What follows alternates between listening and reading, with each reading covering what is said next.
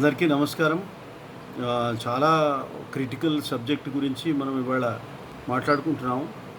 నేను ఇదివరకు కూడా ఒకసారి ఎప్పుడో అన్నాను. మనకి ఏవైతే ఉండదో దాని గురించి మనం ఎక్కువగా మాట్లాడుకోవాల్సి వస్తుంది. రైట్ టు హెల్త్ మనకు కనపడడం లేదు ఇప్పుడు. కనుక రైట్ టు హెల్త్ గురించి మాట్లాడాలి.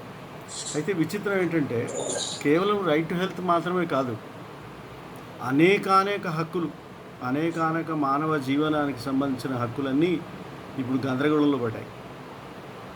అంత భయంకరమైన సమస్యల్లో మన ప్రపంచం ఉంది, మన దేశం ఉంది. దీనికి కారణము ఏమిటంటే మనము ఇంతకుముందు రాజేంద్ర ప్రసాద్ గారు సభాధ్యక్షులు చెప్పారు. వారు ఒక మంచి పాయింట్ రేజ్ చేసినారు. ఒకవైపు పబ్లిక్ ఇంట్రెస్ట్ లిటిగేషన్ మనం వేసాము, మొత్తం జాతీయం చేయాలని అంటూనే అందులో ఉండే ఒక ప్రమాద ఘంటికను ఆయన ఒక ఉదాహరణ పూర్వకంగా చెప్పారు. మీరు జాతీయం అంటే ఏంటండి? ప్రభుత్వం అంటే ఏమిటండి? అసలు ప్రభుత్వము కొన్ని పనులను, పాలనాపరమైన పనులు చేయకపోవడం వల్లనే మన సమస్యలు విస్తృతంగా ఉన్నాయని మనం ఒకవైపు అంటూ, ప్రభుత్వమే మొత్తం వైద్య రంగాన్ని టేక్ ఓవర్ చేయాలి అని అంటే it is not in a position to organise the medical and health services అని స్పష్టంగా కనపడుతుంటే అది ఎంతవరకు మనం చేయగలుగుతాం అనేది కూడా ఆలోచించుకోవాలి మనం. అది సాధ్యం అవుతుందా? తర్వాత మనం వీ కేమ్ ఫార్వర్డ్ అనమాట. ఎంతో ముందుకొచ్చి కూర్చున్నాం మనం. ఇవాళ 1991 నాటి ప్రైవేటైజేషన్ యొక్క ప్రభావం నుంచి ఇవాళ మనము వైద్య రంగంలో కరోనా వచ్చింది కనుక వెనక్కి తిరగడం సాధ్యమా అనేది కూడా మనం ఆలోచించుకోవాలి. అదొకటి. అయితే privatisation without regulation is a danger. అది మనం మాట్లాడుకోవాల్సిన పాయింట్. మనం అసాధ్యమైన డిమాండ్స్ చేసి పబ్లిక్ ఇంట్రెస్ట్ లిటిగేషన్ వేయడం వల్ల ప్రయోజనం ఉంటుందని నేను అనుకోవట్లేదు. ఇది బేసిక్గా in response to what Rajendra Prasad has said. ఆయన ఒక ప్రాక్టికల్ పాయింట్స్ ఒక 2-3 ఆయన రేజ్ చేశారు, చాలా బ్రీఫ్గా మాట్లాడుతూనే. అవన్నీ చాలా సీరియస్ కన్సిడరేషన్స్. ఎప్పుడైతే మీరు పబ్లిక్ రంగం నుంచి, నేనేమంటానంటే ప్రైవేటైజేషన్ని నేను వ్యతిరేకించకుండా, అంటే ఇప్పుడు వ్యతిరేకించే లాభం లేదు కనుక, ప్రైవేటైజేషన్ని వ్యతిరేకించకుండా ప్రభుత్వము పూర్తిగా వైద్య రంగంలోంచి విత్డ్రా కావడాన్ని వ్యతిరేకిస్తున్నాను నేను.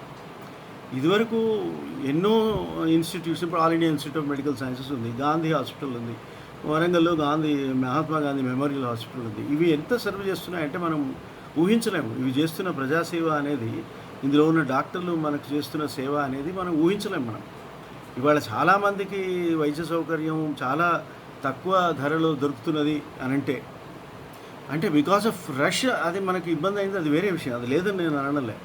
అంటే దానికి కారణం పబ్లిక్ సెక్టార్లో కొన్ని మెడికల్ కాలేజీలు ఉండడం, కొన్ని హాస్పిటల్స్ ఉండడం, వాళ్ళు బాగా చేయడం వల్లనే మనకి వైద్యము, ఆరోగ్యము, చికిత్స, మందులు అందుబాటులో ఉన్నాయి. లేకపోతే మీరు ఆక్సిజన్ నుంచి మొదలు పెడితే ఏమైనా కొనుక్కోవాల్సిందే కదా. ఎన్నని కొనుక్కుంటారు, ఎక్కడి నుంచి కొనుక్కుంటారు అనేది ఒక దారుణమైన మనం పరిస్థితుల్లో మనం ఉన్నాం. కాబట్టి పూర్తిగా మనము ప్రభుత్వ రంగంలో ఉన్న ఆసుపత్రుల నిర్వహణని మనము అడపాదడపా విమర్శిస్తూనే, అందులో ఉన్న లోపాలను ఎత్తిచూపుతూనే దాన్ని పూర్తిగా ధ్వంసం చేసుకోకుండా చూసుకోవాల్సిన బాధ్యత ప్రజల మీద కూడా ఉందని నా అభిప్రాయం. సరే, ముందుగా నేను ఈ రాజ్యాంగపరమైన మనకున్న హక్కులు ఏమిటి అనేది ఒక సంక్షిప్తంగా దాని గురించి చూసుకుందాం. నిజానికి రైట్ టు హెల్త్ లేదు. రైట్ టు హెల్త్ రాజ్యాంగం కూడా గ్యారంటీ ఇవ్వలేదు. కాకపోతే రైట్ టు లైఫ్ అనేది నువ్వు తీసేయడానికి నీకు వీలుంది, కానీ అది ఒక సమంజసమైన ధోరణిలో డ్యూ ప్రాసెస్ ద్వారా మాత్రమే మీరు ప్రాణాలు తీయవచ్చు అని ఉంది. డ్యూ ప్రాసెస్ అంటే మనకు వచ్చిన అవగాహన ఏమిటంటే, మనకా గాంధీలో కేసులో చాలా ఎక్స్ప్లెయిన్ చేశారు. అంతకుముందు ఫ్రాంక్ఫర్ట్ దగ్గరికి మన బిఎన్ రావు గారు వెళ్ళినప్పుడు, మీరు ఈ డ్యూ ప్రాసెస్ లాని పెట్టుకోకండి, భారత రాజ్యాంగంలో కొంప మునిగిపోతుంది, లాయర్స్ ప్యారడైజ్ అది, ఆల్ ఇండియా లాయర్స్ యూనియన్ ఒకటే కాదు, అన్ని లాయర్స్ యూనియన్కి ఆ డ్యూ ప్రాసెస్ అనేది ఒక ప్యారడైజ్ లాగా తయారవుతుంది, కనుక పెట్టుకోకండి అని సలహా ఇచ్చాడు. సలహా ఇస్తే పాపం వీళ్ళంతా నానా తంటాలు పడి అంబేద్కర్, బిఎన్ రావు, కాన్స్టిట్యూంట్ అసెంబ్లీ ఉన్న సభ్యులంతా కలిసి ఆ డ్యూ ప్రాసెస్ అనే మాట లేకుండా జాగ్రత్త పడ్డారు. కానీ అది వృధా ప్రయాస. ఎందుకంటే డ్యూ ప్రాసెస్ అని నువ్వు రాసినా రాకపోయినా అది హక్కు, మనిషి సహజమైన హక్కు అది. నువ్వు నా ప్రాణం ఎప్పుడు తీస్తావు? సక్రమమైన కేసు నా మీద ఉన్నప్పుడు. నీవు సక్రమమైన మార్గాల ద్వారా అందరికీ ఆమోదయోగ్యమైన చట్టాల ద్వారా కొన్ని సంవత్సరాల నుంచి ఎస్టాబ్లిష్ అయిన ప్రొసీజర్స్ ద్వారా మీరు నా హక్కులతో ఇంటర్ఫేర్ కావాలి అని చెప్తూ ఉంటే ప్రపంచ రాజ్యాంగ వ్యవస్థ అక్కడ ఎదుగుతూ ఉంటే నేను డ్యూ ప్రాసెస్ తీసేస్తా అంటే ఎట్లాగండి? డ్యూ ప్రాసెస్ తీసేయడం అనేది ఒక రాజ్యాంగ తత్వానికి వ్యతిరేకమైన మాట. అది చివరికి మీరు 1970s దాకా వచ్చి అక్కడ 78లో మేనకా గాంధీ పాస్పోర్ట్ కేసులో అది డ్యూ ప్రాసెసే. ఏమి డ్యూ ప్రాసెస్ అంటే నేను ఎస్టాబ్లిష్డ్ ప్రాసెస్ అన్నారు, డ్యూ ప్రాసెస్ అనలే. ఎస్టాబ్లిష్డ్ ప్రాసెస్ అంటే ఏమిటి? మేము ఒక చట్టం చేసాం, పాస్పోర్ట్ రద్దు చేసే చట్టం. దానికి కొందరికి ఒక అధికారం ఇచ్చాము, పాస్పోర్ట్ని ఏ విధంగా రద్దు చేయాలో దాని ప్రకారం తీసేసాం. ఏముందంట్లో అని అంటే ఎట్లా అది డ్యూ ప్రాసెస్ ఎట్లా అవుతుంది అని కాస్త డీప్గా వెళ్ళి established process does definitely mean due process అని సుప్రీంకోర్టు మళ్ళీ చెప్పి ఏదైతే దయ్యం భూతం అని మనం అనుకున్నామో ఆ డ్యూ ప్రాసెస్ తీసుకొచ్చి పెట్టేసింది. డ్యూ ప్రాసెస్ తీసుకొచ్చి పెట్టిన తర్వాత రాజ్యాంగ హక్కులకు ఒక బలం ఏర్పడింది 1978లో. మీరందరూ చాలా అంటుంటారు, అయ్యా మీరు మోహన్ బొల్లా గారు మీరు నా యొక్క ఎసెన్స్ అర్థం చేసుకునే ప్రయత్నం చేయండి. నేను ఆ పరమహంస దాంట్లో అన్నారు అన్ని ఇప్పుడు నీతి సూత్రాలన్నీ అందరూ చెప్తారండి. ఆ రైట్ హక్కు జీవించే హక్కులో ఉంది అంటే ఎక్కడుందో చెప్తున్నా మీకు. మీరు వెంటనే ఆ పరమహంస కటారా అని నాకు చెప్తే ఇప్పుడు నేనేం చేసేది? కాబట్టి దయచేసి మీరు కొంచెం సేపు వినండి. That is my request. మీరంతా నాకన్నా ఎక్కువ పాండిత్యం ఉన్నవాళ్ళు ప్రొఫెసర్లు ఉన్నారు, వారందరికీ నేను నమస్కారం, స్వాగతం నా ఉపన్యాసానికి. నేను ఒక ప్రాక్టికల్ ఆస్పెక్టు, సామాన్యులకు అందుబాటులో ఉండే ఒక ఆస్పెక్ట్ చెప్తున్నాను. నేను మన రాజేంద్ర ప్రసాద్ గారు చెప్పినట్టు క్లాస్ తీసుకోవట్లేదు. I'm not taking class, please understand. నేను ఒక ప్రాక్టికల్ పాయింట్స్ని, మన దేశంలో ఉన్న సంక్లిష్టమైన పరిస్థితులని రాజ్యాంగ విలువలతో జోడించడానికి ప్రయత్నం చేస్తున్నాను. నేను అన్ని కేసుల వివరాలు వాటి సైటేషన్లు చెప్పేంత టైం మనకు లేదు. మీకు అందరికీ తెలుసు కనుక మీరు దాన్ని సమన్వయించుకోవడానికి ప్రయత్నం చేయండి. అయితే ఈ డ్యూ ప్రాసెస్లో వాడు అనారోగ్యంతో చావడానికి సహకరించే ఇది రాదు, అది నేను చెప్పదలుచుకున్నది. ఒక ఎస్టాబ్లిష్డ్ ప్రాసెస్ అంటే కొన్ని సందర్భాల్లో మాత్రమే మీరు పర్సనల్ లిబర్టీని కర్టెల్ చేయాలి, మరికొన్ని సందర్భాల్లో మాత్రమే జీవించే హక్కును తొలగించాలి అన్నారు. అట్లా నేను మీకు ఇంకా చాలా కేసులు చెప్తాను. ఏమన్నారు? Right to dignity in death అన్నాడు. ఇవాళ ఏం డిగ్నిటీ ఇన్ డెత్ అండి? అక్కడ తీసుకుపోతే శవాన్ని బంధువులకు ఇవ్వరు, బంధువులు కూడా రారు. ఇప్పుడు రైట్ టు డిగ్నిటీ ఇన్ డెత్ని మీరు ప్రభుత్వం వ్యతిరేకంగా మీరు ఉపయోగించగలుగుతారు, కానీ బంధువులకు మీరు ఎన్ఫోర్స్ చేయగలుగుతారా? కరోనా ఒకటి వాడు చనిపోతే కొడుకులు కూడా రారు. మొన్న ఒక వీడియో వచ్చింది, చాలా పెద్ద సర్క్యులేట్ అయింది. అది ఒక హిందూ చనిపోయినాడు, 4 కొడుకులు ఉన్నారు, ఒక్కడు రాలేదు. రాకపోతే మరి అనాథ శవంగా మిగిలిపోతుంది. ఆ శవాన్ని ఉంచుకునే పరిస్థితి లేదు. కరోనా వచ్చిన శవాన్ని అసలు మనం వీధిలో ఉంచలేము, ఇంట్లో ఉంచలేము, బయట ఉంచలేము కదా. ఏం చేయాలి మరి? అంత్యక్రియలు చేయాలి. ఒక ముస్లిం యువకుల బృందం వాళ్ళు వచ్చి హిందూ రైట్స్ ప్రకారం వాళ్ళు అంత్యక్రియలు చేశారు. ఇంకా మాస్కులు కట్టుకొని చేశారు. ఇది ఒక గొప్ప ఎగ్జాంపుల్, ఇది ఒక గొప్ప ఆదర్శం, ఒక గొప్ప మానవతా విలువలతో కూడిన అద్భుతమైన అంశం ఇది. అది వచ్చింది. అది వస్తే ఆ ఉదాహరణని మనం తీసుకొని మనం సహాయం చేయాలి. తర్వాత నేను ఈ హక్కుల గురించి మాట్లాడే ముందు మన బాధ్యత గురించి కూడా చెప్తాను, లాయర్ల బాధ్యత అవన్నీ గురించి. ఇప్పుడు మన నరా శ్రీనివాసరావు గారితో నేను 2 రోజుల నుంచి మాట్లాడుకున్నాను. ఏమిటండి ఎట్లా ఉంది పరిస్థితి అది అంటుంటే ఆయన చెప్తున్నారు, ఇప్పుడు అకాడమిక్గా ఎన్నున్నా మీ కోర్టులో మీకు పిఐఎల్ వేసే అధికారం మీకున్నా, అవకాశం మీకున్నా, ఇప్పుడు వాడు నీకు వెంటిలేటర్ విత్డ్రా చేయడానికి డబ్బులు అడిగి నీ డెడ్ బాడీని నీకు బంధువులకు అప్పగించడానికి 5.5 లక్షలు 6 లక్షలు అడుగుతూ ఉంటే, అప్పుడు వాడికి ఆర్టికల్ 47 కింద పరమానంద కటారా కింద నీకు రైట్ టు హెల్త్ అని ఉంది అని చెప్తే సరిపోతుందా? వాడికి తక్షణం కావాల్సింది ఏమిటంటే ఆ డెడ్ బాడీని హాస్పిటల్, కార్పొరేట్ హాస్పిటల్ కబంధ హస్తాల నుంచి రిలీజ్ చేయడం వాడికి కావాలి. ఏం చేయాలి దానికి? ఒక యువ న్యాయవాదుల బృందం కనుక ఏర్పడి, ప్రతి జిల్లాలో ఏర్పడి, ప్రతి నగరంలో ఏర్పడి, ఒక సర్వీస్ నెంబర్ ఇచ్చి, దాన్ని ఏమంటారు, ఒక హెల్ప్ లైన్ ఒకటి సృష్టించి ప్రైవేట్గా, ప్రభుత్వం ఎట్లాగూ చేస్తుంది చేయదు, అది వేరే విషయం. పెట్టి ఆ కాల్స్ తీసుకొని నువ్వు ఇది చేయకపోతే నీకు విజిలెన్స్కి చెప్తాను లేకపోతే ఇంకేదో చెప్తానని చెప్పి చట్ట ప్రకారంగా ఉన్న అవకాశాలను వాడుకుంటా నిన్ను ప్రశ్నించడానికి అని చెప్పి వాళ్ళ చేత డ్రగ్స్ ఇన్స్పెక్టర్స్తో మాట్లాడి డ్రగ్ దొరకకపోతే బ్లాక్ మార్కెట్లో అమ్ముతుంటే క్వశ్చన్ చేసి ఇవన్నీ చేసే అవకాశాలు మన ప్రతి రాజకీయ పార్టీ చేయాలని నన్ను అడిగితే కాంగ్రెస్ పార్టీ కానీ తెలుగుదేశం పార్టీ కానీ వైఎస్ఆర్సీపీ కానీ ఎవరైనా చేయాలి. అట్లాగే ఇక్కడ టీఆర్ఎస్ కానీ చేయాలి. వాళ్ళ యూత్ వింగ్స్ ఏం చేస్తున్నాయి, వాళ్ళ లీగల్ వింగ్స్ ఏం చేస్తున్నాయి, హెల్త్ వింగ్స్ ఏం చేస్తున్నాయి ప్రశ్న. సరే వాళ్ళు చేస్తారని తెలియదు. కొన్ని వందలాది వాలంటరీ ఆర్గనైజేషన్స్ ఉన్నాయి, వాళ్ళందరూ చేయాలి. లేదా ఆల్ ఇండియా లాయర్స్ యూనియన్ లాంటి వాళ్ళు ఉన్నారు, మీకు సోషల్ కాన్షియస్నెస్ ఉన్న పెద్దలు ఇక్కడ ఉన్నారు, వాళ్ళు చేయాలి. చేసి వాడికి ఇమీడియట్ రిలీఫ్, వాడికి డెడ్ బాడీ రిలీజ్ చేయట్లేదు హాస్పిటల్ ఒక రిలీఫ్, లేదా హాస్పిటల్లో బెడ్ లేదు వాడు ఒక ప్రయారిటీ కాకుండా డబ్బులు తీసుకొని ఇస్తున్నారు ఒక రిలీఫ్. ఇంతకుముందు రాజేంద్ర ప్రసాద్ గారు చెప్పినట్టుగా 8,000 పర్ బెడ్ అడుగుతున్నారు విజిలెన్స్ వాడికి 8,000 ఇస్తే వాడు నువ్వు ఏం చేసినా వాడిని అడగడు. వాడు 8,000 తీసుకున్నా తీసుకోకపోయినా వాడి మీద ఒత్తిడి చేసి వాడి చేత అడిగించేట్టు చేసే ఒక మెకానిజం, ప్రెషర్ మెకానిజం మనం బిల్డప్ చేయాలి. చేస్తే తప్ప మీరు అనుకున్న ఈ రాజ్యాంగ హక్కులు మనకి కనపడవు, వినపడవు. ఆర్టికల్ 21లో ఉన్న హక్కు కానీ, పరమానంద కటారా చెప్పిన హక్కు కానీ, మరొక వైపు మీరు ఈ ఆర్టికల్ 47లో ఉన్న రైట్ టు పబ్లిక్ హెల్త్ కానీ, ఇవి అందమైన కవితలు, వచన కవితలు, పద్య కవితలు, గద్య కవితలు. మనం హాయిగా చదువుకొని ఉగాది కవి సమ్మేళనంలో శాలువలు కప్పించుకోవడానికి పనికొస్తాయి. ప్రియాంబుల్, బ్యూటిఫుల్ ఇంగ్లీష్ పోయిటరీ, అద్భుతంగా ఉంటుంది చదవడానికి, వినడానికి, అనుకోవడానికి, ఆశించడానికి. కానీ ప్రాక్టికల్గా ఎప్పుడు ట్రాన్స్లేట్ అవుతుందంటే కొందరు వ్యక్తులు దాని వెంటబడి, ఇప్పుడు ఏదైతే జ్వరం వస్తే మీరు మంద వేసి మాత్ర వేసి టెంపరేచర్ చూసి ఇంత ప్రాసెస్ ఉంటుంది అందులో. ఆ ప్రాక్టికల్ ప్రాసెస్ని మీరు ఇంట్రడ్యూస్ చేస్తే తప్ప ఈ పాండమిక్లో వస్తున్న ప్రాక్టికల్ హెల్త్ ఇష్యూస్ని మీరు అడ్రస్ చేయడం మీకు సాధ్యం కాదు.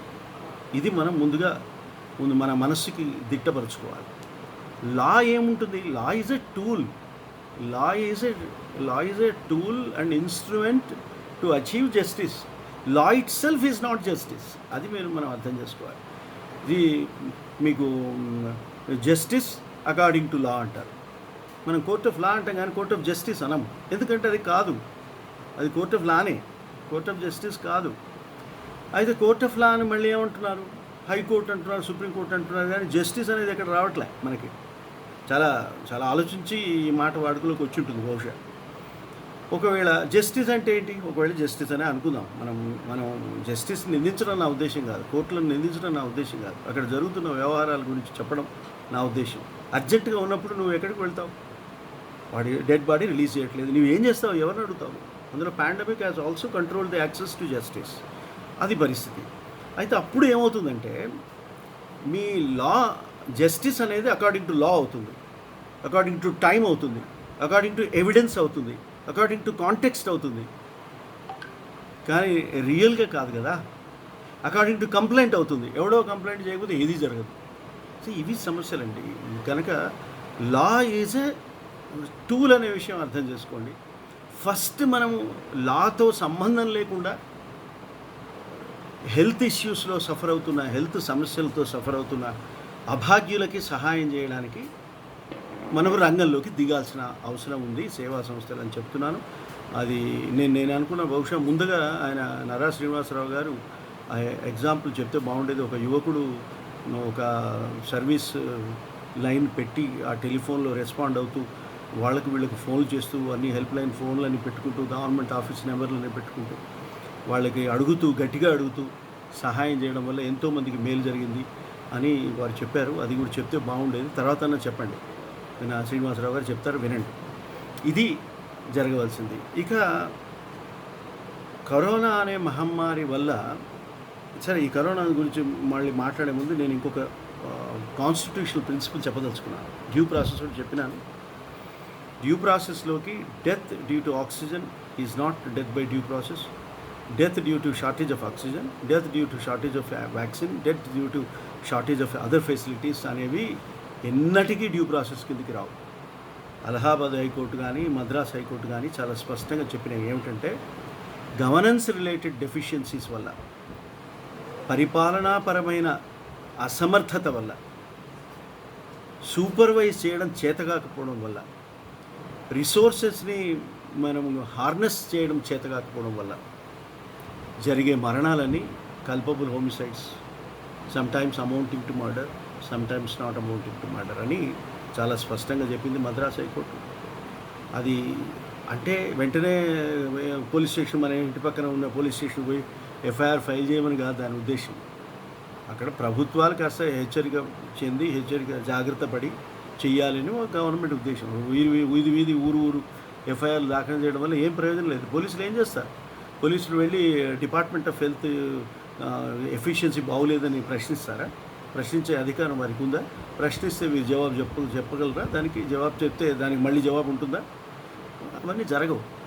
అయితే ఒక ప్రిన్సిపల్ని వాళ్ళు హైలైట్ చేస్తున్నారు. అట్లాగే రైట్ టు హెల్త్ అనేది ఎందుకు లేదంటే, మన మోహన్ రావు గారికి చెప్తున్నాను, రైట్ టు హెల్త్ మన ఎన్ని కోర్టు తీర్పు ఉన్నప్పటికీ మన దేశంలో ఎందుకు లేదంటే, కాన్స్టిట్యూంట్ అసెంబ్లీలో డిస్కస్ చేస్తున్నప్పుడు కొన్ని పాజిటివ్ రైట్స్ని ఫండమెంటల్ రైట్స్, గ్యారంటీడ్ రైట్స్గా చేర్చడం సాధ్యం కాదు, ప్రాక్టికల్గా అవి అమలు కావు అని ఒక చర్చకు వచ్చినప్పుడు అవును కరెక్టే, మరి ఇప్పుడు ఏం చేద్దామంటే right to education, right to health, right to work అనే ఇటువంటి పాజిటివ్ రైట్స్ అన్ని మనము డైరెక్ట్ ప్రిన్సిపల్స్ ఆఫ్ స్టేట్ పాలసీలోకి చేర్చి గ్యారంటీ లెవెల్ని తగ్గిద్దాము అని అన్నారు.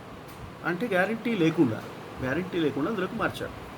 అందుకని మీకు ఆర్టికల్ 37లో 38, 39లో మీకు ఏం కనపడుతుందంటే, అయ్యా ఈ ప్రాథమిక హక్కులు లాగా ఈ మార్గదర్శక ఆదేశిక సూత్రాలను అమలు చేయడం, కోర్టుకు వెళ్ళి రిట్ అయ్యడం, చీటికి మాటికి వేసి తద్వారా మీరు అమలు చేయించుకోవడం సాధ్యం కాదు, ఇది అందుకోసం ఉద్దేశించింది కాదు అని మొట్టమొదటి లైన్ చాలా స్పష్టంగా రాశారు. నిజానికి మీకు ఆ 37లో ఆ రకమైన ప్రతిపాదన లేకపోతే ఇవాళ మీ కోర్టులన్నీ ఫ్లడెడ్ అయి ఉండేవి, కేసులో వరదలు వచ్చి ఉండేవి. ఆ కేసుల వరదలను ఆ ఒక్క వాక్యం ఆపింది, ఒక పెద్ద ఆనకట్ట ఆ వాక్యం. ఇది నాట్ ఎన్ఫోర్సబుల్ అని చెప్పింది. ఎట్ ది సేమ్ టైం ఒక జాగ్రత్త ఏం తీసుకున్నారంటే, మన రాజ్యాంగ రచయితలు అద్భుతమైన జాగ్రత్త తీసుకున్నారు. ఏమిటంటే, however it shall be the duty of అన్నాడు. However it shall be the duty of state to implement these principles when they are making law అని చెప్పినాడు. చాలా క్లియర్గా ఉంది, చదవండి. అది మనకు చదివే టైం లేదు, రాజ్యాంగం కాపీ ముందర పెట్టుకున్నా కానీ అవసరం లేదు, దాన్ని జస్ట్ చెప్తున్నాను నేను. ఏమన్నానంటే, it shall be the duty of the government. State అంటే సెంట్రల్, స్టేట్ ఇక్కడ అన్నీ వస్తాయి. ఇక్కడ స్టేట్ అంటే రాజ్యం అని అర్థం. అయితే రాజ్యం మీద ఒక రాజ్యాంగపరమైన బాధ్యతను ఆర్టికల్ 37 నుంచి ఏమంటుందంటే, మీరు తప్పనిసరిగా మీరు వర్తింపజేయాలి అని అంటుంది. తప్పనిసరిగా వీటిని టేకప్ చేయాలి. ఒక్కసారి ఇంకొక ప్రిన్సిపల్ ఏమిటంటే, అది ఎక్కడ ఉందో నేను వెతుకుతున్నా, నాకు దొరకట్లేదు, మీకు ఎవరైనా తెలిస్తే చెప్పండి. ఒకసారి మార్గదర్శక సూత్రాలు ఆదేశిక సూత్రంలో ఉన్న ఒక సూత్రాన్ని అమలు చేయడానికి చట్టం చేసిన తర్వాత దాన్ని విత్డ్రా చేసుకోవడం రాజ్యాంగ వ్యతిరేకం అవుతుంది అని ఒక చోట వచ్చింది. అది నేను కూడా ఆ కాన్సెప్ట్ని బలపరుస్తూ అనేక వ్యాసాలు రాసిన, కానీ అది ఎవరైనా సుప్రీంకోర్టు వాళ్ళు అన్నారా లేదా నాకు దొరకట్లేదు, నా రీసెర్చ్లో అందట్లేదు. ఎవరైనా మీకు దొరికితే చూడండి. మోహన్ రావు గారు కూడా హెల్ప్ చేయాలని నేను కోరుతున్నాను. ఏమిటంటే, ఇప్పుడు టోటల్ ప్రొహిబిషన్ ఉంది. నిజానికి చాలా జబ్బులకి కారణం ఏమిటండి? లాక్డౌన్ విత్ దారువా వితౌట్ దారువా అనే చర్చ జరుగుతుంది కదా. మీకు దారుతో లాక్డౌన్ అంటే హాయ్ కదా, ఒక పెద్ద పార్టీ రోజు పార్టీ చేసుకున్నట్టే. దానివల్ల వచ్చే ఎకనామిక్ లాసెస్, హెల్త్ లాసెస్ ఎవరు పట్టించుకోరు. అయితే వితౌట్ దారు అంటే వితౌట్ ఆల్కహాల్, ఆ లాక్డౌన్ వితౌట్ ఆల్కహాల్ అనే ప్రిన్సిపల్ కనుక మనం ఆమోదిస్తే, టోటల్ ప్రొహిబిషన్ ఒకప్పుడు ఉన్న రాష్ట్రాల్లో ఆ టోటల్ ప్రొహిబిషన్ తీసేయడం అనేది రాజ్యాంగ వ్యతిరేకం అని అంటే, ఆంధ్రప్రదేశ్లో ఒకప్పుడు టోటల్ ప్రొహిబిషన్ వచ్చినప్పుడు దాన్ని తీసేసే అధికారం లేదు అని అంటే ఎటువంటి పబ్లిక్ హెల్త్ మెజర్ అది? అద్భుతమైన పబ్లిక్ హెల్త్ మెజర్ కదా. రోగాలన్నీ తగ్గుతాయి కదా. ఇప్పుడు హాస్పిటల్ని పెంచి హాస్పిటల్ని ప్రభుత్వాలు స్వాధీనం చేసుకొని చికిత్స చేయడం ఒక ఎత్తు, ఒక భాగం. కానీ రోగాలే రాకుండా చూడడం ఒక భాగం కదా. రోగాలు రాకుండా చూస్తే ఇక్కడ నువ్వు పెద్ద ఇబ్బంది ఉన్నా పెద్ద ఇబ్బంది లేదు కదా, అంత పెద్ద సమస్య కాదు కదా అది. ఇట్లా ఇంత సంక్షేమ రాజ్యాంగం గురించి ఆలోచించే వాళ్ళు లేరు. ఈ principle of constitutional principle of directive principles of state పాలసీని ఫండమెంటల్ రైట్స్తో సమానంగా సంభావించే ఆలోచన ఉన్న ప్రభుత్వాలు ఇవాళ లేవు. కనుక మనకు ఇవన్నీ సమస్యలు మనకు ఎదురవుతున్నాయి. ఇది ఈ 2-3 due process, article 37 enforceability of directive principles of state policy, అనే ఆస్పెక్ట్స్ చెప్తూ మన ఇంటర్నేషనల్ కోవెనెంట్స్, ఇంటర్నేషనల్ ఈ 1966లో వచ్చిన కోవెనెంట్స్లో ఉన్న rights, universal declaration of human rights కూడా మనం ఆలోచిస్తే మనకు కనపడేది ఏంటంటే పబ్లిక్ హెల్త్ అనేది చాలా ఇంపార్టెంట్. మనకు శ్రీనాథ్ రెడ్డి గారు ఉన్నారు, తెలుగువారు. పబ్లిక్ హెల్త్ కాజ్లో ఆయన అద్భుతంగా మాట్లాడతారు, అద్భుతంగా వ్యాసాలు రాస్తారు. ఆయన పుస్తకాలు చదవండి. శ్రీనాథ్ రెడ్డి, ప్రొఫెసర్ డాక్టర్ శ్రీనాథ్ రెడ్డి మంచి డాక్టరు, మంచి అకాడమిషియన్, గొప్ప ఆర్గనైజరు, చాలా గొప్పగా మాట్లాడతాడు పబ్లిక్ హెల్త్ గురించి. ఆయన చాలా స్పష్టంగా ఎన్నో సలహాలు ఇచ్చినాడు ప్రభుత్వాలకు, సలహాదారు ఆయన. ఒకవేళ ప్రభుత్వం నిజంగా ఇంట్రెస్ట్ కలిగి ఉంటే, ప్రజా సంక్షేమం చేయడమే వాళ్ళ ఉద్దేశం అయితే, ఈ ఆరోగ్యశ్రీ పేరుతో డబ్బులని కలిపి, డబ్బులు ఇచ్చే జబ్బుని పెంచి అసలు జబ్బుని మందుతో కాకుండా డబ్బుతో చికిత్స చేస్తామనే ఆలోచనతో ఉండే ఈ దుర్వ్యవహారాలన్నీ మర్చిపోయి ఒక పకడ్బందీ ఆయన ఆలోచన ఆయన శ్రీనాథ్ రెడ్డి గారు ఇస్తారు. అది చేస్తే బాగుండేది. ఎవరు వినరు, పట్టించుకోరు. మనం అది ఆయన పేరేమిటి, అది ఎలక్ట్రిషియన్ స్ట్రాటజిస్ట్ పీకే అంటారు కదా, ప్రశాంత్ కిషోర్. ఆయన సలహాలు తీసుకుంటాం కానీ శ్రీనాథ్ రెడ్డి గారి సలహా తీసుకోం. పబ్లిక్ హెల్త్ మనకు అక్కర్లేదు, ఎలక్షన్ స్ట్రాటజీ గెలవాలి అంతే, మనకి ఇంకేం అక్కర్లేదు, పబ్లిక్ హెల్త్ అక్కర్లేదు. ఇటువంటి దారుణమైన పాలన ప్రపంచంలో మనం ఉండడం వల్ల ఇది ఎత్తి చూపుతున్నది. మనం ఎప్పుడు పబ్లిక్ హెల్త్ సెక్టర్ ఇంత దారుణంగా ఉందనే విషయం ఆ యూనిసెఫ్ ఇచ్చేవాళ్ళ రిపోర్ట్లో లేదా ఇంకేదైనా ఎన్జిఓ ఇచ్చే రిపోర్ట్స్ చదువుకొని అప్పుడప్పుడు వ్యాసాలు రాసుకుంటున్నాం, ఉపన్యాసాలు చెప్తున్నాం. కానీ ఇంత డీప్గా కరోనా వచ్చి తన్నేదాకా మనకు తెలియలే. కరోనా వచ్చి మంచి కర్రువాత పెట్టితే కూడా తెలిసిందో లేదో మనకు తెలియదు. ఇది పరిస్థితి. ఇట్లా ఉండగా ఇప్పుడు మనం చేయగలిగింది ఏంటి? కరోనా వచ్చింది, కూర్చున్నది. మనకి 2020లో మనకు దానికి సంబంధించిన ఒక పూర్తి అనుభవం ఏర్పడింది. మిగతా రాష్ట్రాలన్నీ, మిగతా దేశాలన్నీ 2020 అనుభవంతో వినపడుతుందండి? ఏదైనా డిస్టర్బెన్స్ అవుతుందా? 2020 సంవత్సరంలో మనం నేర్చుకున్న పాఠాలు ఏమైనా ఉన్నాయా లేదా అనేది మనం అనుమానించాల్సిన పరిస్థితి వాడు ఏర్పడింది. ఎందుకంటే మీకు 7-8 నెలల సమయం ఉన్నది. ఎవరో నన్ను మ్యూట్ చేస్తున్నారు. ఎవరో నన్ను మ్యూట్ చేస్తే నేను ఎలా మాట్లాడతానండి? ఓకే, అయితే 2020లోనే సమస్యలు చాలా ఉన్నప్పుడు అమెరికా అధ్యక్షుడు అప్పుడు ట్రంప్ అనే అతను ఈ వ్యాక్సిన్ ప్రొడక్షన్ చేసే ఉత్పత్తిదారులతో ఒప్పందం చేసుకొని బిలియన్ల డాలర్లు $2 బిలియన్ల వాళ్ళకి ఇచ్చి వాళ్ళ ఉత్పత్తి కెపాసిటీ పెంచి వాడు తయారు చేసి రేటు నిర్ణయించి అమ్మకం ముందే వ్యాక్సిన్ కొనడానికి ముందుకు వచ్చి మొత్తం నా దేశంలో 33 కోట్ల మందికి నేను 2 సార్లు డోసు ఇవ్వాలంటే నాకు 130 కోట్లు కావాలి, 200 కోట్లు నాకు ఇవ్వు, డోసులు నాకు ఇవ్వు అని వాళ్ళతో ఒప్పందం చేసుకొని ఒక మామూలు పాలకుడు చేసే మంచి పనిలాగా చేసినాడు ఆయన. ట్రంప్ను మనం అంతా తిడతాం అనుకునే లోపల ఆయనకున్నాయి, అది వేరే విషయం, దాన్ని పక్కన పెట్టండి. ట్రంప్ చేసిన ఒక పని ఇది. మనం ఎంత గొప్పవాళ్ళం అంటే మనం ఈ పని చేయలే. మనకు కరోనా ఉందని తెలుసు, సెకండ్ వేవ్ వస్తుందని తెలుసు, ఫస్ట్ వేవ్ భయంకరంగా ఉందని తెలుసు. తబ్లిగీ జమాయితీ వాళ్ళు 4-5 వేల మంది కలిసి 10,000 మందో 20,000 మందో కలిస్తే వాళ్ళు సూపర్ స్ప్రెడర్లుగా మారారని తెలుసు. వాళ్ళ మీద కేసులు పెట్టిన సందర్భాలు కూడా ఉన్నాయి.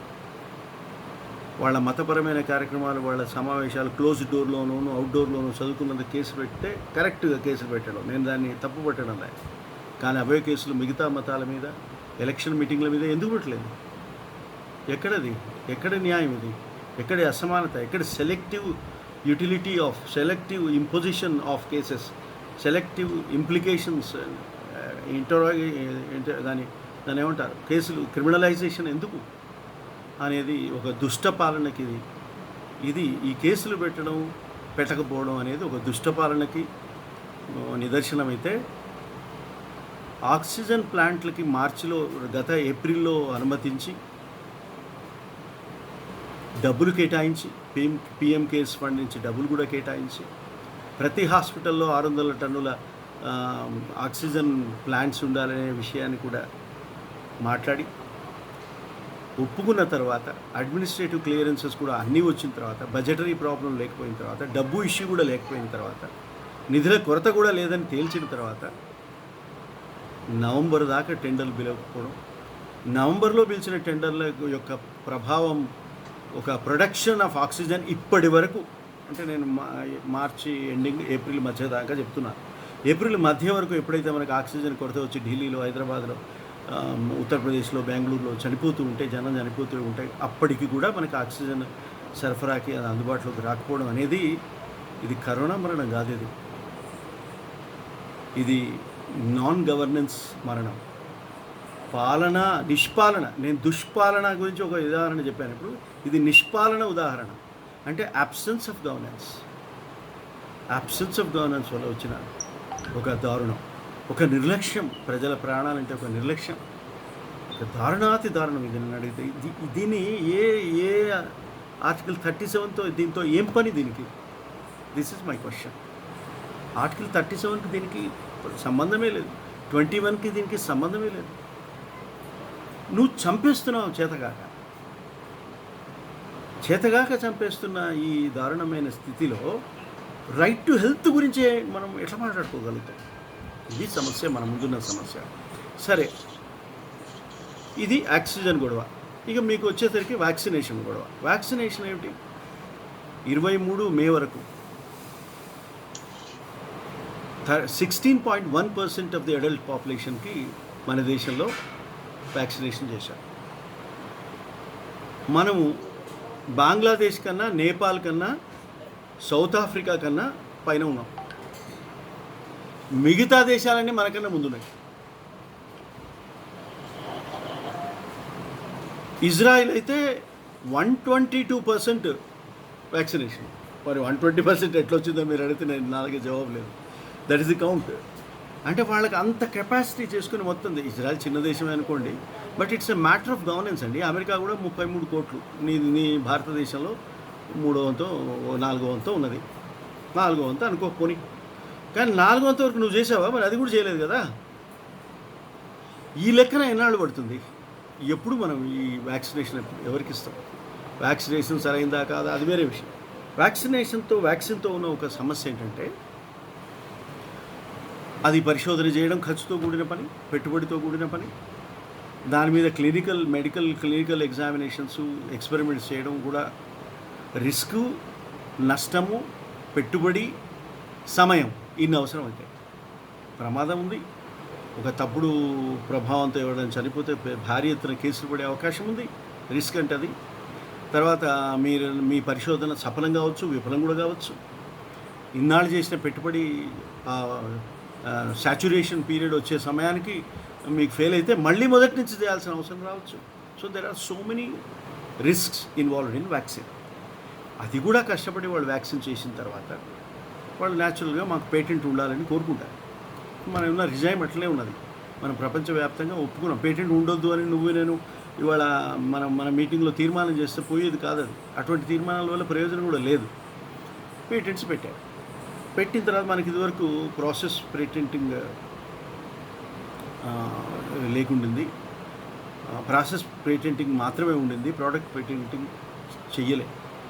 ఇది ఒక గొప్ప నిర్ణయం.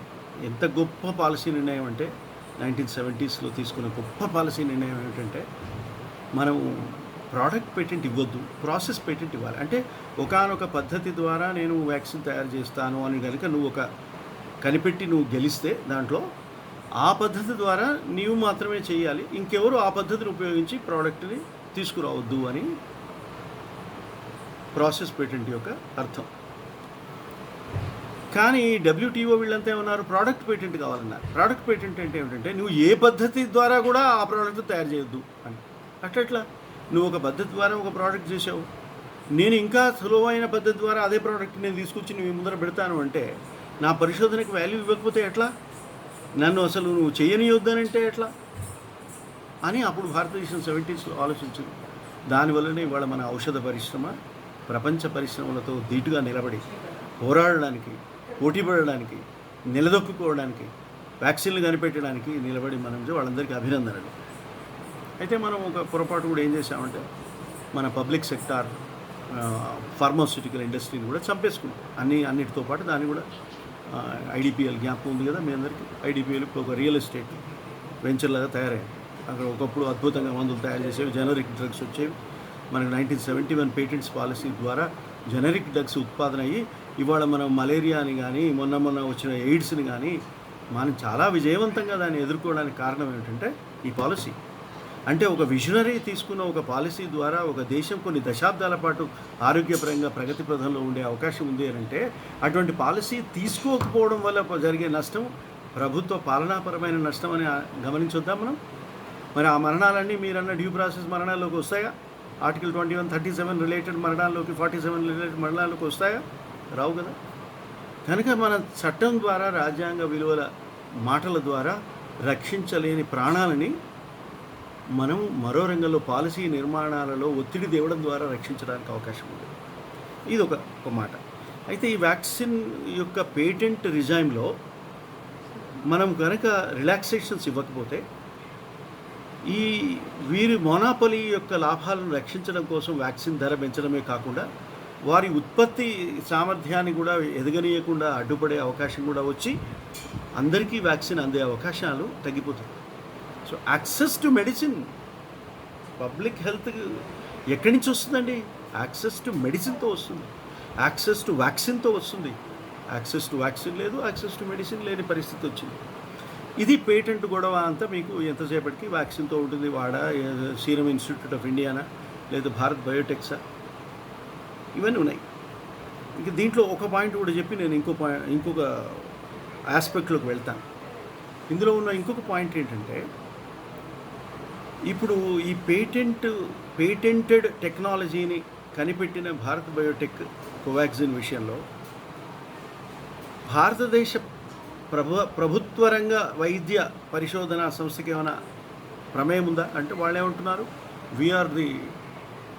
వీఆర్ ఆల్సో షేర్ హోల్డర్స్, మేము ఇన్వెంట్ చేశాము, ఇది మేము నోహౌను సప్లై చేసింది మేమే అని వాళ్ళు అంటున్నారు, ఐసీఎంఆర్ వాళ్ళు అంటున్నారు.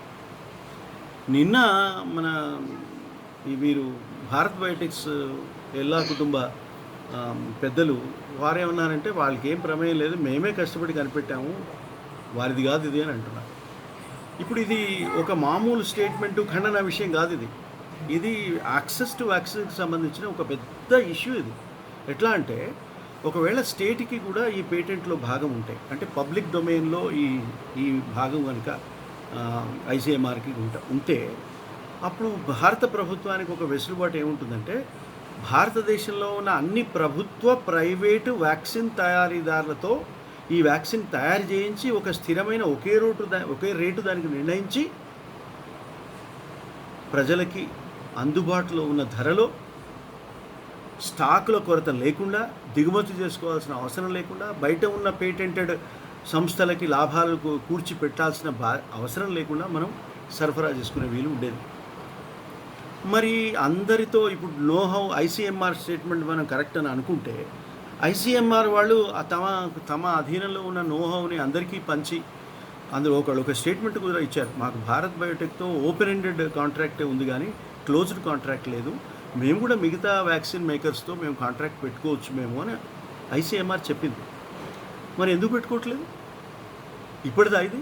ఎప్పుడో నవంబర్లో కదా మోదీ గారు లక్నోనా కాదు పూనాకి హైదరాబాద్కి వచ్చి ఆ సైంటిస్టులో ఆయన ప్రధానమంత్రి ఉత్సాహపూరితంగా మాట్లాడుతూ ఉంటే ఆహా ఎంత విజనరీ ప్రైమ్ మినిస్టర్ మనకు ఉన్నారని మనం అనుకోలేదా?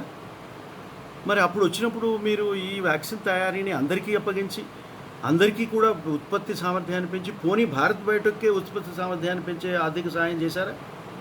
ఏమీ చేయకుండా ఇటువంటి పరిస్థితి ఇప్పుడు వస్తే, ఇవాళ మనకి వ్యాక్సిన్ కొరత ఉండే పరిస్థితి వస్తే, వ్యాక్సిన్ ఉన్నా డిస్ట్రిబ్యూట్ చేయలేని పరిస్థితి వస్తే, వ్యాక్సిన్ ఉన్నప్పటికీ 16.1% ప్రజలకే వ్యాక్సిన్ చేయగలిగినామని అంటే ఈ ఎట్ ఎవ్రీ స్టేజ్ ఇన్ఎఫిషియన్సీ. మనకేమైనా శ్మశానాల్లో తగలబడుతున్న శవాలు కనపడతాయి, ఫోటోలు తీస్తారు మీడియా వాళ్ళు, మనమంతా దాని గురించి కథలల్లి మాట్లాడుతున్నాం. శ్మశానం దాకా పోకుండా రక్షించే విధానాల గురించి ఎవరు మాట్లాడాలి? ఇది సమస్య, ఈ దేశంలో ఉన్న ప్రధానమైన భయంకరమైన సమస్య, పాలనా సమస్య, నిష్పాలన, దుష్పాలన, dishonesty, selective encouragement to the companies, ఒక ప్రైవేట్ వ్యాపారానికి ఏ విధంగా దోహదం చేయాలనే ఒక తపన, ప్రైవేట్ వర్తకులకి ఏ విధంగా కోట్లు సంపాదించి పెట్టి అందులో షేర్ తీసుకోవాలనే తపన తప్ప మనకు వేరే వెల్ఫేర్ స్టేట్కి ఉండాల్సిన ప్రాధాన్యతలను మనం గమనించకపోతే ఏమైపోతాం మనం అనేది ఇవాళ తీవ్రమైన కన్సర్న్. మనము ఒక పబ్లిక్ హెల్త్ పాలసీ నిర్మాణంలో ప్రభుత్వం పైన ఒత్తిడి చేసే విధంగా ఎదగాలి. Public interest litigation is one tool. దాన్ని నేను డిస్కరేజ్ చేయట్లేదు. అది ఉండడం వల్లే మనం బతుకున్నాం. ఈ మాత్రం మనకు గవర్నెన్స్ ఉండడానికి కారణం పబ్లిక్ ఇంట్రెస్ట్ లిటిగేషనే.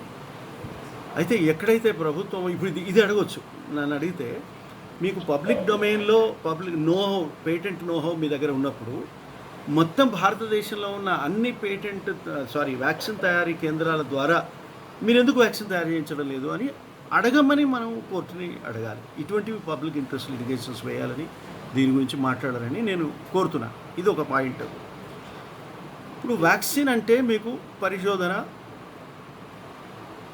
ప్రోడక్ట్ బయటికి రావడం, పరీక్షల్లో గెలవడం, ఇండస్ట్రియల్ ప్రొడక్షన్కి అనుకూలమైన పరిజ్ఞానం, టెక్నాలజీ సంపాదించుకోవడం, ఇవన్నీ ఉంటాయి. ఆక్సిజన్కి ఏముందండి? ఆక్సిజన్కి పేటెంట్ లేదు కదా. ఆక్సిజన్ కూడా ఇవ్వలేకపోతే ఎట్లా? ఆ రెమిడిసివిర్ ఇవ్వలేకపోతే ఎట్లా? లేదా ఇంకేదైనా ఈ కరోనా చికిత్సకు ఉపయోగపడే మందులని కూడా సరఫరా చేసే స్థాయి, శక్తి మనకు లేకపోతే మనకి డ్రగ్స్ డిపార్ట్మెంట్సు, ఫార్మాస్యూటికల్ అథారిటీసు, ఇన్ని విజిలెన్స్ సెక్టార్సు, వీళ్ళంతా ఏం చేస్తున్నారు?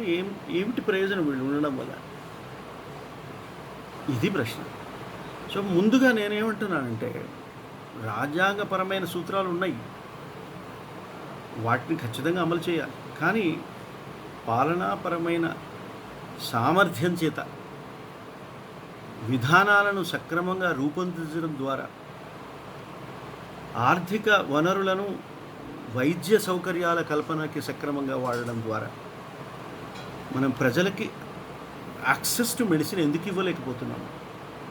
యాక్సెస్ టు వ్యాక్సిన్ ఎందుకు ఇవ్వలేకపోతున్నాం? యాక్సెస్ టు ఆక్సిజన్ ఎందుకు ఇవ్వలేకపోతున్నాం? యాక్సెస్ టు శ్మశానం ఎందుకు ఇవ్వలేకపోతున్నాం? ఇది ఆలోచించాలని నేను మనవి చేస్తున్నాను.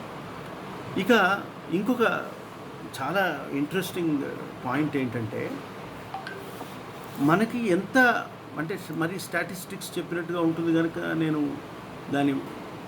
దాని జోలికి పోవట్లేదు. ఒక మాట చెప్తాను. మనకు మంత్రి గారు ఉన్నారు, union minister for the health ఉంది, వారు గజేంద్ర సింగ్ షెకావత్ వారు. ఆయన ఏమన్నారంటే, మేము చాలా ఫాస్ట్గా COVID-19 ఎదుర్కోవడానికి వ్యాక్సిన్ ప్రొడక్షన్ని చాలా ఫాస్ట్గా పెంచబోతున్నాము. ఈ డిసెంబర్ వరకు, అంటే 2021 డిసెంబర్ వరకు ప్రజలందరికీ ఒక డోసు అన్న, కనీసం ఒక డోసు వ్యాక్సిన్ అన్న ఇవ్వడానికి మాకు సాధ్యం ఉంది. కొన్ని ఇంపోర్ట్ చేసుకుంటున్నాము, కొన్ని మందులు వస్తున్నాయి, కొన్ని స్పుట్నిక్ తోటి ఒప్పందం చేసుకున్నాము అని ఇట్లా చెప్తూ మళ్ళీ రెమిడిసివిర్, తర్వాత యాంఫోటెరిసిన్, బ్లాక్ ఫంగస్కి వాడే మందులు, ఇవన్నీ కూడా మేము చాలా పెద్ద ఎత్తున ప్రొడక్షన్ చేస్తున్నాము. We have reached a surplus state అన్నాడు ఆయన, with production of 1.5 crore vials of remdesivir మన దగ్గర ఉందంటున్నాడు per month. 1.5 crore remdesivir vials of per month produce చేస్తున్నాం అంటున్నాడు. మనం అభినందించాలి ఇది నిజమైతే ప్రభుత్వాన్ని. మరి నెలకి 1,50,00,000 రెమిడిసివిర్ డోసులు వస్తూ ఉంటే 2,000, 3,000, 1,500, 1,600 ఉండే రెమిడిసివిర్ 25,000కి ఎందుకు కొనుక్కోవాల్సి వస్తున్నది? If it is not due to shortage of production, why we are paying 25,000 rupees? అంటే 25,000 రూపాయలు లేనివాడు చచ్చిపోవాలా? ఇప్పుడు నాకు సుప్రీంకోర్టుకు వెళ్ళి ముకుల్ రోహిత్ని అపాయింట్ చేయకపోతే నాకు బెయిల్ రాదు, సెడిషన్ కేసు పెడితే. అట్లాగే నేను రెమిడిసివిర్కి 25,000 పెట్టకపోతే నాకు వైల్ రాదు. అక్కడ బెయిల్ రాదు, ఇక్కడ వైల్ రాదు. నాకు ఎక్కడ పోతుకండి ఇది? ఎట్లా? వీడు వైల్ ఇవ్వక వీడు చంపుతాడు, వాడు బెయిల్ ఇవ్వక వాడు లోపల పెడతాడు. అన్నిటికీ డబ్బులు ఉండాలంటే ఎట్లా? ఇది పరిస్థితి, మన దేశ పరిస్థితి. అంటే ఏమిటి? నీకు చేత కావట్లేదంటే distribution, absolute failure in distributing the medicine without surcharge, without black market. అత్యవసర వస్తువు ఎందుకు డిక్లేర్ చేయవు? మీకు తెలుసా? మొన్న 3 రైతు చట్టాలను అమెండ్ చేసినప్పుడు ఒక చట్టం ఏమిటో తెలుసా? జ్ఞాపకం ఉందా మీకు? రేపు 26వ తారీఖు వాళ్ళు 6 నెలలు పూర్తవుతుంది రైతుల ఆందోళనకి. మనం హాయిగా మర్చిపోయాం కోవిడ్, ఎన్నికలు ఎవరు గెలుస్తారు, ఎవరు ఓడిపోతారు, మనకు చాలా ఇంట్రెస్ట్. రైతులు మర్చిపోయాం. ఒక చట్టం ఏమిటంటే అత్యవసర వస్తువుల సరఫరా చట్టం, అత్యవసర కాదు, నిత్యావసర వస్తువుల సరఫరా చట్టం. దాన్ని ఏం చేశారు తెలుసా? ఏ వస్తువైనా ఎక్కడైనా ఎవరైనా తరలించి అమ్ముకోవచ్చు, ఏ రేటుకైనా అమ్ముకోవచ్చు అని ఆ ఎసెన్షియల్ సర్వీసెస్ యాక్ట్ కింద ఉన్న, ఎసెన్షియల్ కమోడిటీస్ యాక్ట్ కింద ఉన్న నిబంధనలను, ఆంక్షలను తొలగించి ఫ్రీడమ్ ఆఫ్ బిజినెస్ అవార్డు చేశారు. చేసి ఏమన్నారు, ఒక పెద్ద దేశ సమస్య, ఏదో యుద్ధం లాంటి సమస్య వస్తే తప్ప కేంద్ర ప్రభుత్వము ఈ విషయాలు జోక్యం చేసుకోవద్దు అని చట్టం చేసుకున్నారు. అంటే రాష్ట్ర ప్రభుత్వాలు జోక్యం చేసుకునే పనేం లేదు, ఫెడరలిజానికి అది ముప్పు అని చట్టం చేసుకున్నారు. ఈ చట్టం స్టే ఇచ్చారో అమలవుతున్నదో ఎవరికి తెలియదు. సుప్రీంకోర్టు స్టే అన్నది, ఆ స్టే ఎన్నాళ్ళు ఉంటుందో తెలియదు. ఇవాళ రెమిడిసివర్ని ఇంకా ఇతర మందుల్ని నిత్యావసర సరుకుల కింద దాన్ని డిక్లేర్ చేసి వాటి ధర పెంచకుండా ఆపగలిగే శక్తి ఉన్న చట్టాలు లేవు. ఎవరు ఇస్తారండి యాక్సెస్ టు హెల్త్? చెప్పండి, అడగండి, విజిలెన్స్కి అప్పగించండి. లేదా ఇంకా విజిలెన్స్ అంటే మనకి ఉదాహరణలు ఉన్నప్పటికీ మనం అడగాలి, దాని గురించి కూడా అడగాలి. ఇది యాక్సెస్కి సంబంధించిన మరొక ముఖ్యమైన అంశం. ఇక ఇదే పరిస్థితి కోవిడ్ కూడా. ఇదే రెమిడిసివర్ ఎట్లయితే ఆక్సిజన్ రెమిడిసివర్ మీ దగ్గర ఉన్నా కానీ మీరు ఎట్లయితే దాన్ని అమలు చేయడానికి, దాన్ని పంపిణీ చేయడానికి మీకు చేత కావట్లేదో, ఇది కూడా అట్లాగే ఉంది. ఈ పరిస్థితి కూడా అట్లాగే ఉంది. ఇప్పుడు ఒక ఉదాహరణ చెప్తాను మీకు. ఈ కోవిడ్ ప్రొడక్షన్ కెపాసిటీ గురించి. India is producing at least about 27 lakh doses a day on average. Sputnik రాకుండానే 27 లక్షల డోసులు రోజు ప్రొడ్యూస్ చేస్తున్నారని చెప్తున్నారు.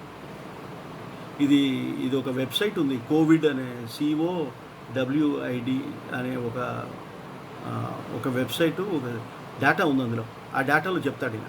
ఏమంటారు, మనం రోజుకు 27 లక్షల డోసులు తయారు చేస్తున్నాం.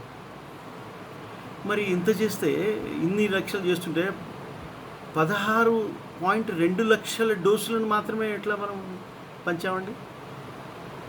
యావరేజ్ 16.2 లక్షలు అంటే 16,20,000. 27 లక్షల డోసులు ఉన్నాయి కదా, ఎందుకు కొరత వస్తుందండి? కనీసం 6-7 లక్షల 10 లక్షల తేడా ఎందుకు వస్తున్నదండి? క్వశ్చన్. సుప్రీంకోర్టులో అఫిడవిట్ వేశారు మన ప్రభుత్వం వారు. అందులో ఏమంటారంటే, సీరం ఇన్స్టిట్యూట్ వాళ్ళు 6.5 కోట్లు డోసులు నెలకి ప్రొడ్యూస్ చేస్తారట. 6.5 కోట్ల డోసులు నెలకి అంటే 70 కోట్లు per annum అన్నారు కదా, అక్కడికే వస్తుంది. ఇక భారత్ బయోటెక్ వాళ్ళు 2 కోట్లు per day ప్రొడ్యూస్ చేస్తున్నారు. మరి ఇక్కడ 2 కోట్లు అసలు పర్ మంత్ ప్రొడ్యూస్ చేస్తున్నారు. ఇవన్నీ చూస్తే వీటిని ఇంకా ఎన్హాన్స్ చేస్తున్నారు. 5.5 కోట్లు మే నెలలో, జూలై నెలలో కల్లా 5.5 కోట్లు ప్రొడ్యూస్ చేయగలుగుతారు. ఎవరు? భారత్ బయోటెక్ వాళ్ళు కూడా పెంచవచ్చు అని అన్నారు. మరి ఇప్పటికి కూడా స్పుట్నిక్ కనుక వచ్చి మనకు రోజు ఆ సరుకు కూడా యాడ్ అయితే 30 లక్షలు నెలకి వస్తాయి. జూలై నుంచి 1.2 crore per month వస్తాయి అని చెప్తున్నారు. ఎవరు చెప్తున్నారు? భారత ప్రభుత్వం సుప్రీంకోర్టుకి చెప్పింది. ఇక వాళ్ళు ఏమంటున్నారు, మేము 60 నుంచి 70 కోట్లు మేము ప్రొడ్యూస్ చేస్తాము అని సీరం ఇన్స్టిట్యూట్ అంటున్నారు. కృష్ణా ఎల్లా గారు భారత్ బయోటెక్లో మేము 20 మిలియన్లు 2 కోట్లు మేము ప్రొడ్యూస్ చేస్తామని చెప్తున్నారు. ఒక నెలకి 2 కోట్లు అని చెప్తున్నారు. మొత్తం కలిపి మేలో మేము 30 మిలియన్లు ప్రొడ్యూస్ చేస్తామంటున్నారు. అంటే ఏమిటి? మనకి మే నెలలో 8.5 కోట్ల డోసులు మన చేతిలో ఉంటాయి. పంపిణీ చేసే శక్తి ఉందా? జాబ్ ఇచ్చే వాళ్ళు ఉన్నారా? ఇన్ఫ్రాస్ట్రక్చర్ ఉందా? దాన్ని తయారు చేసుకుంటున్నామా? ఇది ప్రశ్న. సో ప్రాక్టికల్గా మన ముందు చాలా తీవ్రమైన కోవిన్ COWIN అనే పోర్టల్ ఒకటి ఉంది, అది మీరు కూడా చూడవచ్చు. అందులో మీకు వ్యాక్సినేషన్ ఫిగర్స్, స్టాటిస్టిక్స్ అన్నీ ఉన్నాయి. అయితే మనం సాధించింది ఏంటంటే, రెమిడెసివిర్ ఉంది, బ్లాక్ మార్కెట్లో దాన్ని అమ్మకుండా ఆపలేకపోతున్నాం. ఆక్సిజన్ ప్రొడ్యూస్ చేసే టెక్నాలజీ ఉంది, డబ్బులు ఉన్నాయి, బడ్జెట్ ఉంది, ప్రొడ్యూస్ చేయలేకపోతున్నాం. ఆక్సిజన్ ప్లాంట్లు కూడా దిగుమతి చేసుకునే పరిస్థితి తీసుకొచ్చి పెట్టుకున్నాం. వ్యాక్సిన్ మనకే కొరత ఉంది, ఎగుమతి చేశాము, 6 కోట్ల డోసులు ఎగుమతి చేశాం, అమ్ముకున్నాం, కొన్ని ఉత్తరం చేసాం, కొన్ని అమ్ముకున్నాం. మరి ఎందుకు చేశారో అది మనకు తెలియదు. నేను ప్రపంచానికి సహాయం చేస్తున్నా అంటే ఉచితంగా ఇస్తే ఆ మాట అనుకోవచ్చు. కొంత ఉచితంగా ఇచ్చిన వాటికి ఆ మాట సరిపోతుంది. అమ్ముకున్న దానికి ఏం సరిపోతుందండి? అమ్ముకోవడం ఎందుకండి? అమ్ముకోవడం నీ దేశంలోనే నీకు కొరత ఉంది, నువ్వు అమ్ముకుంటాడా? ఎవడైనా అమ్ముకుంటాడా? ఇంట్లో బియ్యం కొరత ఉంటే ఉన్న బియ్యం ఎవడైనా పక్కింట్లో అమ్ముకుంటాడా? ఇది పరిస్థితి, మన దేశం పరిస్థితి. సరే, మనకి 10 కోట్ల వ్యాక్సిన్లు పర్ మంత్ ఉండాలంటే, వస్తే మీరు ఇవ్వగలిగితే 2 ఏళ్ళు పడుతుంది. 130 కోట్ల మందికి, 137 కోట్ల మందికి మీరు 2 డోసులు వేయడానికి 2 సంవత్సరాలు పడుతుంది. ఈలోగా ఎన్ని ఫేజులు వస్తాయి, ఎంతమంది చస్తారు? ఎవరు అడగాలి ఇవన్నీ? రాజ్యాంగంలో ఎందుకుంటాయి ఈ మాటలు? ఉండవు కదా రాజ్యాంగంలో. ఇక పేటెంట్ వేవరు, అంతర్జాతీయంగా ఇండియా ఒక బ్రహ్మాండమైన రిప్రజెంటేషన్ ఇచ్చింది. ఏమని? ఇండియాను సౌత్ ఆఫ్రికా కలిపి మీరు పేటెంట్స్ రిజైన్ నుంచి వ్యాక్సిన్లను తప్పించండి అని. మంచిది, నేను కూడా సమర్థిస్తున్నాను, అమెరికా కూడా ఒప్పుకుంది. కానీ అది ఇప్పట్లో రాదు. ఎందుకంటే ప్రతి దేశం వీటో చేసే పవర్ ఉంది, ప్రతి దేశానికి వీటో చేసే పవర్ ఉంది. కనుక ప్రతి దేశం వీటో చేయకుండా అంగీకరిస్తే ఈ పేటెంట్ రిజైన్ నుంచి ఈ వ్యాక్సిన్కి ఎగ్జంప్షన్ వచ్చే అవకాశం ఉంది. కానీ ఎగ్జంప్షన్ వచ్చినంత మాత్రాన కోవిడ్ వ్యాక్సిన్ పెద్ద ఎత్తున ప్రొడ్యూస్ అయ్యి అందరికీ 2 నిమిషాలు అందుతుంది అనే పరిస్థితి లేదు. దానికి మళ్ళీ పరిపాలన, మరి పాలకుల శ్రద్ధ, పాలసీల్లో ఉన్న మంచి పాలసీల నిర్మాణంలో ఉండే చాతుర్యం, ఇవన్నీ కలిపితేనే మళ్ళీ మనకి ఈ vaccine distribution, vaccination of nation జరుగుతుంది, లేకపోతే జరగదు. ఇది సమస్యలు, మన ముందున్న సమస్యలు. ఇక మొన్న హైదరాబాద్లో ప్రభుత్వము ఏం చెప్పిందంటే, మేము ఇప్పుడు ప్రతి హాస్పిటల్లో ఆక్సిజన్ ప్లాంట్ పెడతాం. కరెక్ట్, ఇప్పటికైనా ఆ మాట అన్నందుకు సంతోషం. కానీ కరోనా వచ్చి సఫర్ అవుతున్నాం 7.5 నుంచి 1.5 year. మనం ఇంకా ప్రిపేర్డ్ కాకపోతే what kind of a governance it is అని నాకు చాలా తీవ్రమైన ఆందోళన, ఆవేదన కలుగుతున్నది. ఇక మన మిత్రులు కొందరు ఉన్నారు, లా తెలిసిన వాళ్ళు ఏమంటారు, హెల్త్ ఎమర్జెన్సీ ప్రకటించారండి. ఏంటండి ఇది? హెల్త్ ఎమర్జెన్సీ అంటే ఏంటనుకుంటున్నారు? హెల్త్ ఎమర్జెన్సీ మీరు ఢిల్లీలో ప్రకటించగానే ఇక్కడికి మందులు వచ్చేస్తాయా? మనుషులు చావడం మానేస్తారా? శ్మశానాల్లో చోటు లభిస్తుందా? ఏం జరుగుతుందండి హెల్త్ ఎమర్జెన్సీ వేస్తే? What kind of a demand it is? Absolute non sense health emergency అనేది. హెల్త్ ఎమర్జెన్సీ అంటే ఏంటంటే, ఇంకా కొన్ని పవర్స్ కేంద్రానికి ఇవ్వడం, ప్రభుత్వానికి ఇవ్వడం. ఇప్పుడు లాక్డౌన్ పెట్టారు, నేను నిన్నే ఒక వ్యాసం రాశాను. లాక్డౌన్ పెట్టారు, వాడు హాస్పిటల్కి వాళ్ళ నాన్నకు వాళ్ళ బంధువుకో మందు తీసుకోవడానికి పోతుంటే నువ్వు లాక్డౌన్లో బయటకు వస్తావని వాడిని లాఠీతో తంతే వాడు మూతి పగిలి, అది స్కూటర్ పగిలి వాడు కింద పడిపోతే ఏం పవర్ అండి ఇది? చెప్పండి సార్. ఇంతమంది లాయర్లు ఉన్నారు కదా మీరంతా, ఏ చట్టం అధికారం ఇస్తుందండి? లాక్డౌన్ వైలేట్ చేస్తే లాఠీతో కొట్టే అధికారం ఎక్కడన్నా ఉందా? వెంటనే దీని మీద పిల్లేయండి సార్. ఈ లాఠీలతో చంపకుండా ఆపండి, లాఠీలతో కొట్టకండి.